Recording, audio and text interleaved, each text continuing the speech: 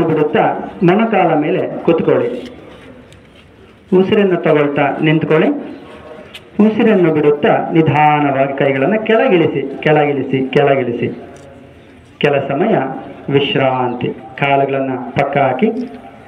ಈಗ ನಡುವೆ 2 ರಿಂದ 3 ಇಂಚುಗಳ ಅಂತರವಿರಲಿ. ಪ್ರಾರಂಭದಲ್ಲಿ ತಾಡಾಸನ. 2 ಕೈಗಳನ್ನು ಮುಂದೆ ತನ್ನಿ. ಉಸಿರಿನ ಜೊತೆಯಲ್ಲಿ ಮುಂದೆ ತರೋಣ. 2 ಕೈಗಳ ಬೆರಳುಗಳನ್ನು ಲಾಕ್ ಮಾಡಿ ಮುಂದಕ್ಕೆ ಕೈಗಳನ್ನು ತಿರುಗಿಸಿ. ಉಸಿರನ್ನು ತೆಗೆದುಕೊಳ್ತಾ 2 ಕೈಗಳನ್ನು ಮೇಲೆ ತನ್ನಿ. ನಿಧಾನವಾಗಿ ಹಿಮ್ಮಡವನ್ನು ಮೇಲೆತ್ತಿ ಕಾಲಿನ ಬೆರಳ ತುದಿಯಲ್ಲಿ ನಿಲ್ಲೋಣ. ಉಸಿರಿನ ಜೊತೆಯಲ್ಲಿ ಕೆಲ ಸೆಕೆಂಡುಗಳ ಕಾಲ ಶರೀರದ ಸ್ಥಿತಿಯನ್ನು ಗಮನಿಸಿ. ಅತ್ಯಂತ ಲಾಭದಾಯಕವಾದ ಆಸನ ತಾಡಾಸನ. ಶರೀರದ ರಕ್ತ ಪರಿಚಲನೆಯನ್ನು ಗಮನಿಸಿ ಬೆರಳ ತುದಿಯಿಂದ ನೆತ್ತಿಯವರೆಗೆ ರಕ್ತ ಸರಬರಾಜು ಕ್ರಿಯೆಯನ್ನು ಉತ್ತಮಗೊಳಿಸುತ್ತದೆ. ಉಸಿರನ್ನು ಬಿಡುತ್ತಾ ನಿಧಾನವಾಗಿ ಕೈಗಳನ್ನು ಕೆಳಗಿಳಿಸಿ. 2 ಕೈಗಳನ್ನು ಎಡಬದಿಯಿಂದ ಕೆಳಗಿಳಿಸ್ತಾ ಬನ್ನಿ. ಹಗುರವಾಗಿ ಕೆಲ ಸಮಯ ವಿಶ್ರಾಂತಿ. ವೃಕ್ಷಾಸನ. ಬಲಗಾಲನ್ನು ಬೇಸತೆಯಲ್ಲಿ ನಿಧಾನವಾಗಿ ಬ್ಯಾಲೆನ್ಸ್ ಮಾಡೋಣ. ಕೈಗಳನ್ನು ವಾಪಸ್ ಕೆಳಗಿಳಿಸಿ ನಿಧಾನವಾಗಿ ಸ್ಥಿತಿಗೆ ಬರೋಣ. ನಿಧಾನವಾಗಿ ಮುಂದಕ್ಕೆ ಬಾಗಿ. ನಿಧಾನವಾಗಿ ಮುಂದಕ್ಕೆ ಬಾಗಿ. ಉಸಿರನ್ನು ತೆಗೆದುಕೊಳ್ತಾ 2 ಕೈಗಳನ್ನು ಮತ್ತೆ ಮೇಲೆ ಮಾಡಿ ಕೈಗಳನ್ನು ಎಡ ಮತ್ತು ಬಲಬದಿಯಿಂದ ಕೈ ಕೆಳಗಿಳಿಸಿ. ಅತ್ಯಂತ ಲಾಭದಾಯಕವಾದಂಥ ಆಸನ ಉತ್ಥಾನ ಪಾದಾಸನ. ಕುತ್ತಿಗೆಯನ್ನು ಮುಂದಕ್ಕೆ ಬಾಗಿಸಿ ಉಸಿರನ್ನು ತೆಗೆದುಕೊಳ್ತಾ ಸಮಸ್ಥಿತಿ ಮುಂದೆ ನೋಡಿ. ಉಸಿರನ್ನು ಬಿಡುತ್ತಾ ಕುತ್ತಿಗೆಯನ್ನು ಎಡಬದಿಗೆ ಬಾಗಿಸಿ. ಉಸಿರನ್ನು ತೆಗೆದುಕೊಳ್ತಾ ಸಮಸ್ಥಿತಿ. ಉಸಿರನ್ನು ಬಿಡುತ್ತಾ ಕುತ್ತಿಗೆಯನ್ನು ಬಲಬದಿಗೆ ಬಾಗಿಸಿ. ಯಥಾವತ್ ಉಸಿರನ್ನು ತೆಗೆದುಕೊಳ್ತಾ ಸಮಸ್ಥಿತಿ. ಉಸಿರನ್ನು ಬಿಡುತ್ತಾ ಕುತ್ತಿಗೆಯನ್ನು ಎಡಬದಿಗೆ ಬಾಗಿಸಿ. ಉಸಿರನ್ನು ತೆಗೆದುಕೊಳ್ತಾ ಸಮಸ್ಥಿತಿ. ಉಸಿರನ್ನು ಬಿಡುತ್ತಾ ಕುತ್ತಿಗೆಯನ್ನು ಎಡಬದಿಗೆ ಬಾಗಿಸಿ. ಸಮಸ್ಥಿತಿ. ಉಸಿರನ್ನು ಬಿಡುತ್ತಾ ಕುತ್ತಿಗೆಯನ್ನು ಮುಂದಕ್ಕೆ ಬಾಗಿಸಿ. ಈಗ ಕುತ್ತಿಗೆಯನ್ನು ತಿರುಗಿಸೋಣ. ಉಸಿರನ್ನು ತೆಗೆದುಕೊಳ್ತಾ ಬಲಬದಿಯಿಂದ ಕುತ್ತಿಗೆಯನ್ನು ತಿರುಗಿಸಿ ನಿಧಾನವಾಗಿ. ಮತ್ತೊಂದು ಬಾರಿ ಬಲಬದಿಯಿಂದ ಕುತ್ತಿಗೆಯನ್ನು ತಿರುಗಿಸಿ ನಿಧಾನವಾಗಿ. ಈಗ ವಿರುದ್ಧ ದಿಕ್ಕಿನಲ್ಲಿ ಕುತ್ತಿಗೆಯನ್ನು ಎಡದಿಂದ ಬಲಕ್ಕೆ ತಿರುಗಿಸಿ ನಿಧಾನವಾಗಿ. ಮತ್ತೊಂದು ಬಾರಿ ಎಡದಿಂದ ಬಲಕ್ಕೆ ಕುತ್ತಿಗೆಯನ್ನು ತಿರುಗಿಸಿ ವಿಶ್ರಾಂತಿ. ಕೆಲ ಸಮಯ ವಿಶ್ರಾಂತಿಯನ್ನು ಪಡೆಯೋಣ. ಸಂಘಚಲನ ಕ್ರಿಯೆಗಳು. ಸ್ವಲ್ಪ ಗ್ಯಾಪ್ ಕೊಡೋಣ. ಕೈಗಳು ನಿಧಾನವಾಗಿ ಕಣ್ಣುಗಳನ್ನು ಮುಚ್ಚಿ ಸಹಜವಾದ ಉಸಿರಾಟವನ್ನು ಗಮನಿಸಿ. 10ನೇ ಅಂತಾರಾಷ್ಟ್ರೀಯ ಯೋಗ ದಿನದ ಸಂಭ್ರಮದಲ್ಲಿ ನಾವೆಲ್ಲರೂ ಇವತ್ತು ಯೋಗಾಭ್ಯಾಸವನ್ನು ಪ್ರಾರಂಭ ಮಾಡುತ್ತಿದ್ದೇವೆ. 3 ಬಾರಿ ಓಂಕಾರವನ್ನು ಉಚ್ಚರಿಸೋಣ.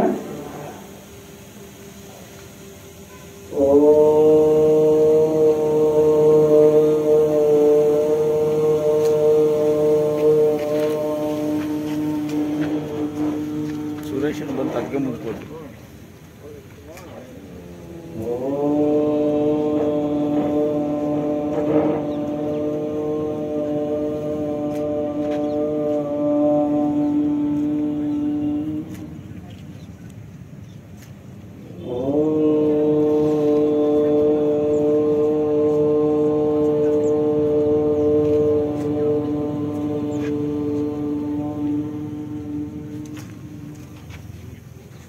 ಓಂಕಾರದ ಕಂಪನಗಳನ್ನು ಆಲಾಪಿಸೋಣ.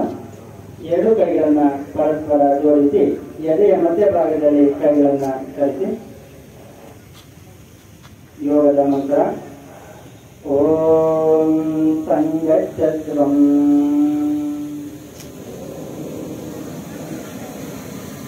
ಸಂವರತ್ವಂ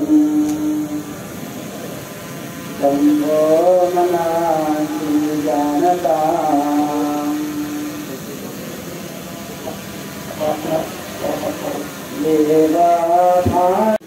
ಸಂಜಾನಾನಾ ಉಪಾಸತೆ.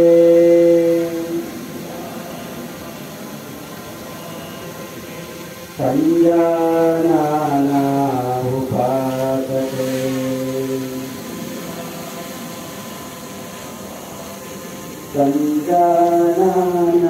ವಿಧಾನಸಭಾ ಕ್ಷೇತ್ರ ಇವರಿಗೆ ನಮ್ಮ ಪರವಾಗಿ ತುಂಬ ಹೃದಯದ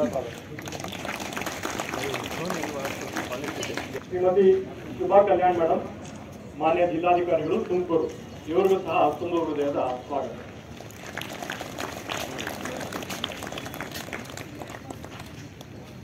ಶ್ರೀ ಜಿ ಪ್ರಭು ಸರ್, ಮಾನ್ಯ ಮುಖ್ಯ ಕಾರ್ಯನಿರ್ವಹಣಾಧಿಕಾರಿಗಳು, ಜಿಲ್ಲಾ ಪಂಚಾಯತ್ ತುಮಕೂರು, ಇವರಿಗೂ ಸಹ ತುಂಬ ಹೃದಯದ ಸ್ವಾಗತ.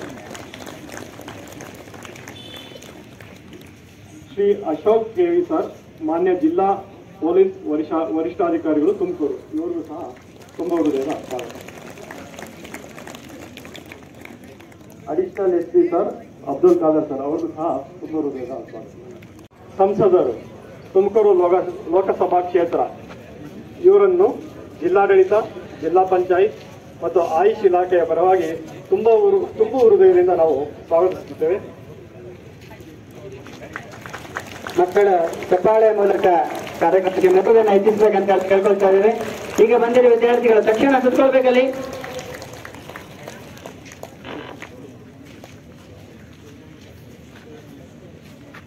ಕಾರ್ಯಕ್ರಮದ ಅಧ್ಯಕ್ಷತೆಯನ್ನು ವಹಿಸಿರುವ ಯೋಗ ದಿನವನ್ನು ನಾವು ಆಚರಿಸಕ್ಕೆ ಇಲ್ಲೆಲ್ಲ ಸೇರಿದ್ದೇವೆ.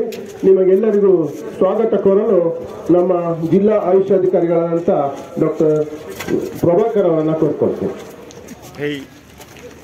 ಎಲ್ಲರಿಗೂ ನಮಸ್ಕಾರಗಳು. 10ನೇ ಅಂತಾರಾಷ್ಟ್ರೀಯ ಯೋಗ ದಿನಾಚರಣೆಯ ಶುಭಾಶಯಗಳು.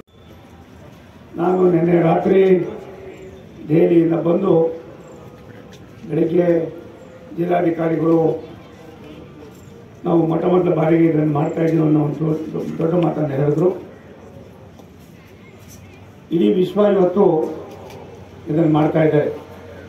ಭಾರತದ ಪರಂಪರೆಯ ಅತಿ ಮಹತ್ವದ ಕೊಡುಗೆ ಎಂದರೆ ಅದು ಯೋಗ.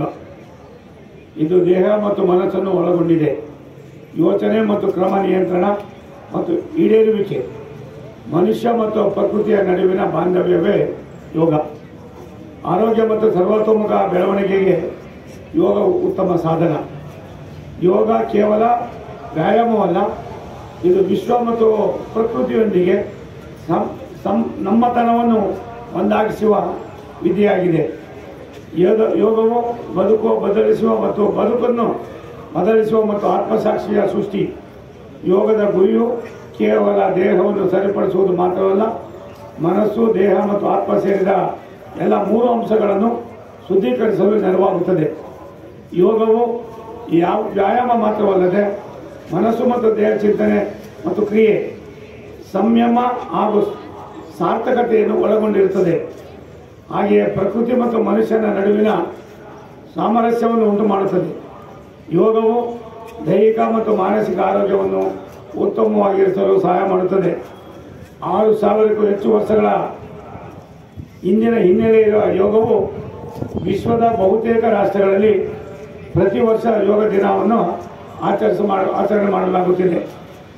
ಸೆಪ್ಟೆಂಬರ್ 2014 ವಿಶ್ವಸಂಸ್ಥೆಯ ಸಭೆಯಲ್ಲಿ ಮೊದಲನೇ ಬಾರಿಗೆ ನಮ್ಮ ನೆಚ್ಚಿನ ಪ್ರಧಾನಮಂತ್ರಿಗಳು ಸನ್ಮಾನ್ಯ ನರೇಂದ್ರ ಮೋದಿಯವರು ಯೋಗದ ಮಹತ್ವವನ್ನು ವಿಶ್ವಸಂಸ್ಥೆಯಲ್ಲಿ ತಿಳಿಸುವುದರ ಮುಖೇನ ಇದನ್ನು ಮನ್ನಣೆಯನ್ನು ಮಾಡ್ತಾರೆ.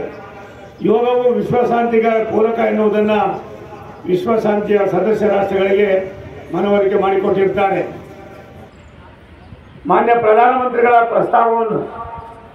ಪ್ರಸ್ತಾಪವನ್ನು ಪುರಸ್ಕರಿಸಿದ ವಿಶ್ವಸಂಸ್ಥೆ 2015 ಜೂನ್ 21 ವಿಶ್ವ ಯೋಗ ದಿನ ಎಂದು ಘೋಷಿಸುತ್ತದೆ.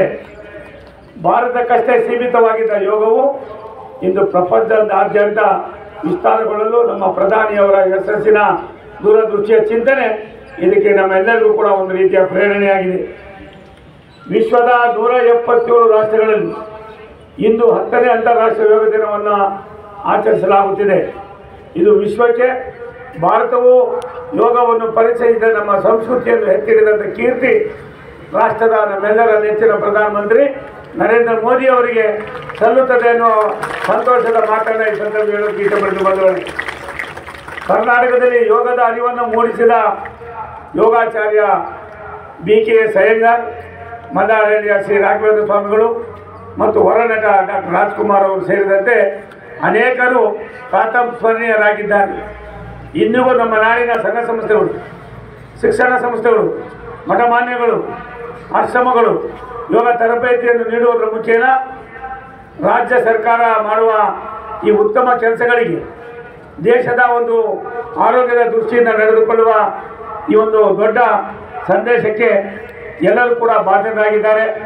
ಈ ಕಾರ್ಯಕ್ರಮವನ್ನು ಇಷ್ಟೊಂದು ವ್ಯವಸ್ಥಿತವಾಗಿ ಆಚರಣೆ ಮಾಡಿ ತುಮಕೂರು ಜಿಲ್ಲೆಯು ಕೂಡ ಭಾರತದ ಒಂದು ದೊಡ್ಡ ಸಂದೇಶವನ್ನು, ಭಾರತೀಯರ ಒಂದು ಸಾರ್ವಭೌಮತೆಯನ್ನು, ಆರೋಗ್ಯವನ್ನು ಕಾಪಾಡ್ತಕ್ಕಂಥದ್ರಲ್ಲಿ ಭಾರತ ಕೈಗೊಂಡ ಒಂದು ದೊಡ್ಡ ಕ್ರಮವನ್ನು ವಿಶ್ವವೇ ಮೆಚ್ಚಿರುವ ಸಂದರ್ಭದಲ್ಲಿ ನಾವು ಮತ್ತೊಮ್ಮೆ ನಮ್ಮೆಲ್ಲರ ನೆಚ್ಚಿನ ಪ್ರಧಾನಮಂತ್ರಿ ನರೇಂದ್ರ ಮೋದಿಯವರು ಅವರನ್ನು ಅಭಿನಂದನೆ ಮಾಡುವುದರ ಮುಖೇನ ಇವತ್ತು ಕಾಶ್ಮೀರದಲ್ಲಿ, ಜಮ್ಮು ಕಾಶ್ಮೀರದಲ್ಲಿ ಇವತ್ತು ಯೋಗ ದಿನವನ್ನು ಆಚರಣೆ ಮಾಡ್ತಾ ಇರ್ತಕ್ಕಂಥದ್ದು ಇಡೀ ವಿಶ್ವಕ್ಕೆ ಎಲ್ಲ ಭಾರತೀಯರ ಹೆಮ್ಮೆಯ ಒಂದು ಸಂದೇಶ ಅನ್ನೋದನ್ನು ನನ್ನ ಯುವ ಮಿತ್ರರಲ್ಲಿ ಹೇಳೋದಕ್ಕೆ ಇಷ್ಟಪಡ್ತಾ, ಇಂಥ ಸುಸಂದರ್ಭದಲ್ಲಿ ನಾವೆಲ್ಲರೂ ಒಟ್ಟಾಗಿ ಸೇರಿ ನಮ್ಮ ಆರೋಗ್ಯದ ಚಿಂತನೆಯ ಜೊತೆಯಲ್ಲಿ ದೇಶದ ಬಗ್ಗೆ ಇರ್ತಕ್ಕಂಥ ಕಳಕಳಿ, ಅಂತಾರಾಷ್ಟ್ರೀಯ ಮಟ್ಟದಲ್ಲಿ 177 ರಾಷ್ಟ್ರಗಳು ಇದನ್ನು ಮಾಡ್ತಾ ಇರ್ತಕ್ಕಂಥದ್ದು ನೋಡಿದ್ರೆ ಭಾರತಕ್ಕೆ ಭವಿಷ್ಯವಿದೆ,